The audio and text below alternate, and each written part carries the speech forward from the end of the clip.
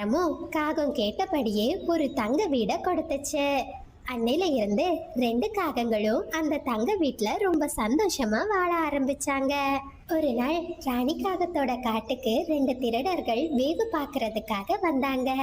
அப்படி வந்த திருடர்களோட கண்ணுல காகங்களோட தங்க வீடு தென்பட்டுச்சு. தலைவரே, அங்க பாத்தீங்களா?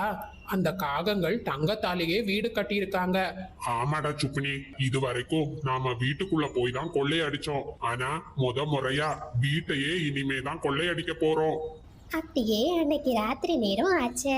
காகங்கள் ரெண்டு பேரும் தங்களோட தங்க வீட்ல ரொம்ப சந்தோஷமா தூங்கிக்கிட்டு இருந்தாங்க. ஆனா அந்த ரெண்டு திருடர்களும் அவங்க திட்டம் போட்டபடியே அந்த தங்க வீட்டை தூக்கிக்கிட்டு தங்களோட காட்டை நோக்கி பறந்து போனாங்க. தலைவரே, இந்த வீடு ரொம்ப கனமா இருக்கு. என்னால இந்த வீட்டை தூக்கிட்டு பறக்கவே முடியல. டேய் சுக்குனி, நாம மட்டும் இந்த வீட்டை நம்ம